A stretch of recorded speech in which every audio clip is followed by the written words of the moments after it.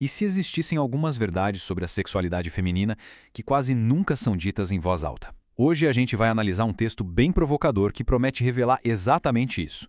O nosso objetivo aqui é explorar o que essa fonte alega de uma forma bem neutra, usando esses slides para a gente entender melhor os argumentos. Então, bora mergulhar nesse tema.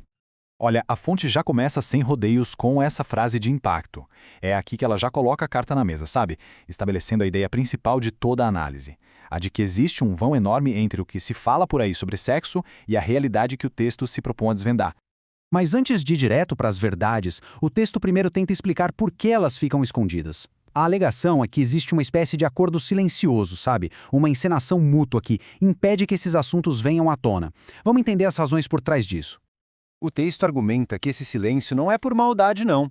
Vem mais de um instinto de proteção, tanto social quanto emocional.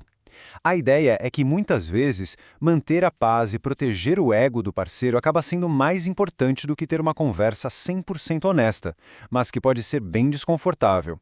Ok, chegamos na primeira das 5 verdades.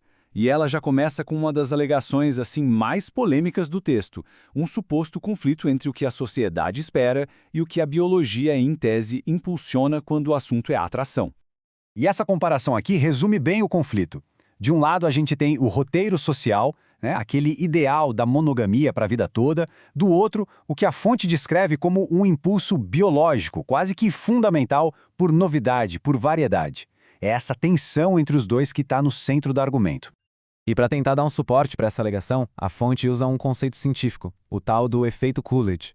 Basicamente, ele descreve como o interesse sexual tende a se renovar quando aparecem novos parceiros. O texto, então, pega esse fenômeno, que é observado em várias espécies, e aplica ao comportamento humano, usando isso para explicar por que a atração pode diminuir em relacionamentos longos. Essa citação aqui, olha, ela captura perfeitamente a essência do conflito interno que a fonte alega existir.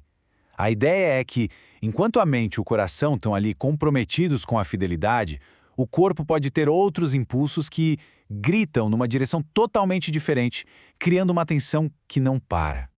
Agora, saindo um pouco desse campo dos impulsos biológicos, a fonte mira nas realidades físicas do sexo. Essa seção apresenta 2 novas verdades que, segundo o texto, muitas vezes são ignoradas ou, pior, mal interpretadas. A segunda verdade, de acordo com a fonte, é essa preocupação silenciosa com a saúde. O texto sugere que questões como o risco de uma infecção urinária, por exemplo, são uma preocupação real, mas que muitas vezes não são faladas para não quebrar o clima ou para não parecer uma pessoa cheia de exigências. E aqui está a terceira verdade, que foca totalmente na mecânica do prazer. O argumento da fonte é que a forma como o prazer feminino funciona é muito mal compreendida. A alegação, com base nesse dado aqui, é que a imensa maioria, 82%, precisa de estimulação clitoriana direta. Isso faria o orgasmo só com penetração ser a exceção e não a regra. A fonte vai ainda mais fundo nesse ponto, com uma afirmação bem anatômica. A ideia defendida é que não existe um orgasmo vaginal separado. Na verdade, todo orgasmo se origina no clitóris, seja na parte externa ou na sua estrutura interna, que pode ser estimulada durante a penetração. Para o autor, o ponto principal é que focar só na penetração é ignorar o epicentro do prazer para a maioria. E essa citação, bem provocadora, Ela tenta resumir o tamanho da diferença que o texto alega existir entre a performance do parceiro e o prazer real. É o jeito, assim, bem direto que a fonte usa para argumentar que não entender a anatomia certa pode criar uma desconexão gigantesca na intimidade. Seguindo para a quarta verdade, o texto entra num tema super atual, o impacto da pornografia. A tese central aqui é que o consumo desse tipo de conteúdo pode acabar criando uma desconexão bem perigosa com a intimidade do mundo real. Essas etapas mostram o ciclo que o autor descreve. Tudo começaria com a exposição a um conteúdo que não é realista. Com o tempo, isso poderia levar a uma dessensibilização, fazendo o cérebro precisar de estímulos cada vez mais fortes. E a consequência? A intimidade real pode começar a parecer meio sem graça, o que, segundo o texto, pode levar a problemas de performance e de conexão.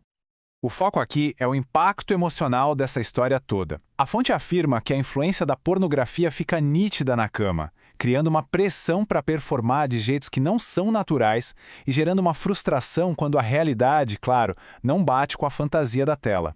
Chegamos agora à verdade final do texto, e talvez a mais desafiadora de todas. Ela volta para o tema da biologia, mas agora focando no efeito dela na atração a longo prazo e como isso bate de frente com o que a gente espera de um relacionamento. Esse número representa o que a fonte descreve como um argumento biológico, assim, bem chocante. A alegação é que a produção de esperma de um homem pode aumentar de 2 a 3 vezes com uma nova parceira. O texto interpreta isso como um impulso da evolução para maximizar as chances de diversidade genética. Essa tabela resume bem o argumento final do texto. De um lado, a gente teria a realidade biológica como a fonte a descreve, atração que diminui com o tempo, um impulso por novidade. Do outro, o contrato social, que valoriza a constância, a fidelidade. A alegação é que esses dois sistemas estão em oposição direta. Então, por que essa encenação mútua continua? A fonte explica que o custo social de ser honesta é muito, muito alto. Aqui a gente vê os estigmas que, segundo o texto, forçam esse silêncio. A performance acaba sendo uma opção mais segura do que a verdade, que poderia levar a julgamentos como esses que estão aqui.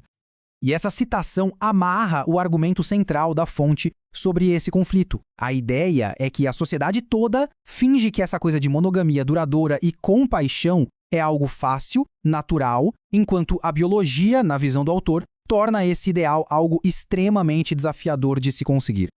E assim, com essa pergunta bem provocadora, que a fonte encerra a análise. Ela não dá uma resposta fácil, mas desafia a gente a pensar nas implicações desses argumentos. A questão que fica no ar é sobre esse equilíbrio entre manter as convenções sociais que sustentam os relacionamentos e encarar de frente as realidades biológicas, por mais desconfortáveis que elas sejam.